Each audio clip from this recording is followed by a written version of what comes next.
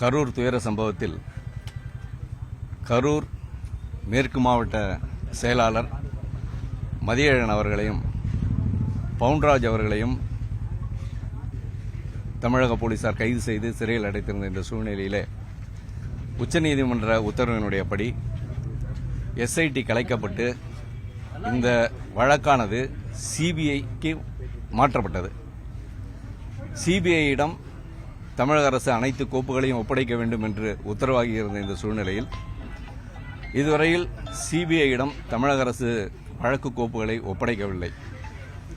மேலும் இந்த இரண்டு பேர், அதாவது மதியழகன் மற்றும் பொன்னுராஜ் அவருடைய ரிமாண்ட் என்பது நேற்றுடன் நிறைவு பெற்றது. நேற்றுடன் அது நிறைவு பெற்ற அந்த சூழ்நிலையிலே நாங்கள் நேற்று நீதிமன்றத்திலே ஆஜராகி இருவரும் இந்த நீதிமன்றத்தில் ஆஜர்படுத்தப்பட வேண்டும் என்றும் அவர்களுடைய கருத்தை கேட்ட பின்பும் எங்களுடைய வாதுரையை கேட்ட பின்பும் மேற்கொண்டு இந்த ரிமாண்டை நீட்டிப்பதா அல்லது ரிமாண்ட் செய்வதை ரத்து செய்வதா என்பது சம்பந்தமாக முடிவெடுக்க வேண்டும் என்று நேற்று நாங்கள் கோரிக்கை வைத்ததை ஏற்று மாண்புமிகு நீதிபதி அவர்கள் இன்றைய தினம் இருவரையும் இந்த நீதிமன்றத்திலே ஆஜர்படுத்த உத்தரவிட்டிருந்தார்கள். அதனையடுத்து அவர்கள் இருவரும் இந்த தினம் காலையிலே நீதிமன்றத்திலே ஆஜர்படுத்தப்பட்டார்கள். உடனடியாக நாங்கள் நீதிமன்றத்திலே ஒரு கோரிக்கை வைத்தோம். இருவரும் சிறைக்கு செல்ல விரும்புகிறார்களா என்பதை நீங்கள் அவர்களிடம் கேட்டு தெரிந்து கொண்டு அதையும் ரெக்கார்ட் செய்ய வேண்டும் என்று நாங்கள் முறையிட்டோம்.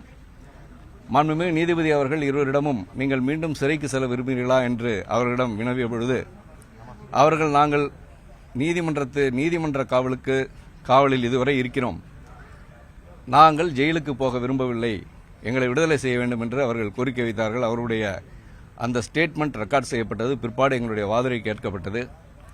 நாங்கள் எங்களுடைய வாதத்திலே இன்றைய தினம் எஸ்ஐடி என்பது கலைக்கப்பட்டு விட்டது, கலைக்கப்பட்ட ஒரு ஏஜென்சி அப்படிங்கிற ஒரு சூழ்நிலையில் இன்வெஸ்டிகேட்டிங் ஏஜென்சி அப்படிங்கிறது எஸ்ஐடி இல்லை, கலைக்கப்பட்டு விட்டது. ஆகையினாலே எஸ்ஐடி இந்த நீதிமன்றத்திலே முன்னிலையாகி ரிமாண்டை நீட்டித்து கொடுக்க வேண்டும் என்று கேட்க முடியாது என்ற ஒரு வாதுரையையும் இந்த 13/10/2025 தேதியிலிருந்து இந்த வழக்கை பொறுத்து புலன் விசாரணை செய்யக்கூடிய அந்த அதிகாரம் சிபிஐக்கு மாற்றப்பட்டு உத்தரவாகி இருக்கிறது. எனவே சிபிஐ மட்டுமே இந்த வழக்கை இனிமேல் விசாரிக்க முடியும் என்றும் சிபிஐ அவர்கள் கேட்டுக்கொண்டால் மட்டுமே நீங்கள் இந்த ரிமாண்டை நீட்டிக்க முடியும் என்றும் மெக்கானிக்கலாக ஒரு ரிமாண்டை நீட்டிக்க முடியாது என்றும் பல உச்சநீதிமன்ற தீர்ப்புகளையும் உயர்நீதிமன்ற தீர்ப்புகளையும் சுட்டிக்காட்டி நாங்கள் ஒரு வாதுரை எடுத்து வைத்தோம். அதனையடுத்து எங்களுடைய வாதுரையை ஏற்றுக்கொண்ட மாண்புமிகு நீதிபதி அவர்கள் இன்றைய தினம் இப்பொழுது ஒரு வரலாற்று சிறப்புமிக்க ஒரு தீர்ப்பை வழங்கியிருக்கிறார்கள். அதாவது எஸ்ஐடி என்கிற ஒரு நிறுவனம், அதாவது அந்த புலனாய்வுத்துறை எஸ்ஐடி ஸ்பெஷல் இன்வெஸ்டிகேட்டிவ் டீம் என்பது உச்ச நீதிமன்றத்தால் சஸ்பெண்ட் செய்யப்பட்டு விட்டது. ஆனால் எஸ்ஐடி அப்படிங்கிறது இன்றைய தினம் இல்லை. இந்த வழக்கானது சிபிஐக்கு மாற்றப்பட்டு விட்டது. எனவே ரிமாண்ட் கேட்க வேண்டும் என்று சொன்னால் சிபிஐ தான் இந்த ரிமாண்டை இங்கே வந்து கேட்க முடியும், எஸ்ஐடி கேட்க முடியாது என்ற எங்களுடைய வாதத்தை ஏற்றுக்கொண்டு எஸ்ஐடி காலையில் அவங்க ரிக்வஸ்ட்டும் வச்சாங்க.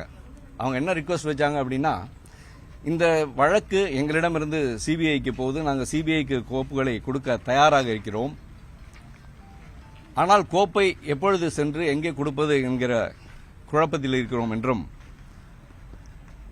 அதுவரை இவருடைய நீதிமன்ற காவலை நீட்டிக்க வேண்டும் என்று சொன்னார்கள்.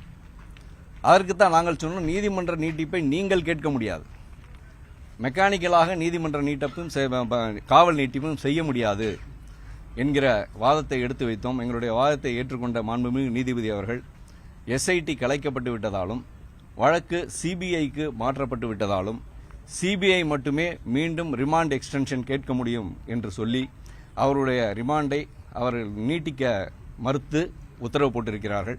அதனடுத்து 2 பேரும் விடுதலை செய்யப்படுகிறார்கள். விடுவிப்பு இதுல என்னன்னா, இன்றைய தினம் இப்பொழுதே அவர்கள் வீட்டுக்கு செல்ல முடியாது.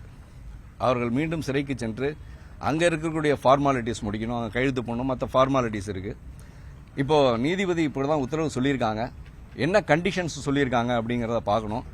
அந்த கண்டிஷனின் அடிப்படையில் அவர்கள் விடுவிக்கப்படுவார்கள். அந்த கண்டிஷனை ஃபுல்ஃபில் பண்ணணும். அதனுடைய அடிப்படையில் பாண்ட் எழுதி கொடுக்கணும் அப்படின்னு போட்டிருந்தாங்கன்னா பாண்ட் எழுதி கொடுக்கணும். வேற என்ன கண்டிஷன் போட்டிருக்காங்கன்னு பார்க்கணும்.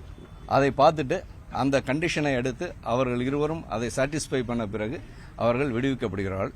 இன்றைய சூழ்நிலையில் அவருடைய காவல் நீட்டிப்பு அப்படிங்கிறது முடிவுக்கு வந்து விட்டது. நாளை விடுதலை ஆகிறதுக்கு வாய்ப்பு இருக்கு.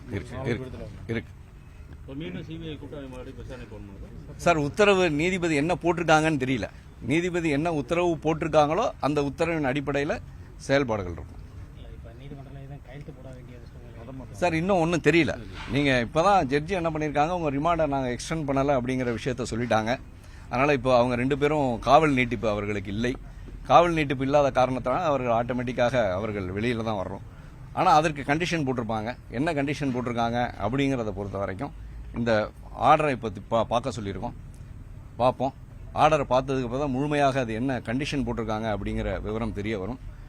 பட் இப்பொழுது இருக்கிற சூழ்நிலை என்ன அப்படின்னு சொல்லி சொன்னால், இருவருடைய நீதிமன்ற காவல் நீட்டிக்கப்படவில்லை.